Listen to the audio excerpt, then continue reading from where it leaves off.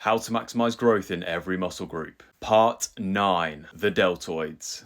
Okay, so for the deltoids, although they can be split into several segments, in this video we're going to stick to the three classic anterior, lateral and posterior, all of which insert onto the humerus. Starting with the anterior delts, your best choices here are going to be a press or a raise like so. It's likely they can produce the most force in the mid-range, so around 90 degrees of shoulder flexion, although a full range of motion for the anterior delts is still great. The key for biasing the anterior delt is going to be reducing the involvement of the pecs and the lateral delt. So for this you'd want to limit internal rotation and combine some abduction. Next, for the lateral delts, it was of course going to be a lateral raise. Either of these options are just fine. A study comparing dumbbell to cable raises saw a tiny difference in regional hypertrophy, so it could be worth varying resistance profiles and range of motion over time. It could also be worth doing these raises in the scapular plane to allow for optimal scapulohumeral rhythm. Finally, for the posterior delts, you're going to want some shoulder extension coming from something like a rear delt fly or a row if done correctly. For biasing the posterior delts, you want to limit involvement from the traps, rhomboids and also the lats. So to do this, you want to have an abducted arm to limit the lat involvement, and then also limiting scapular attraction for the traps and rhomboids. The rear delts can also contribute to external rotation, so it could be worth including this in your rear delt fly.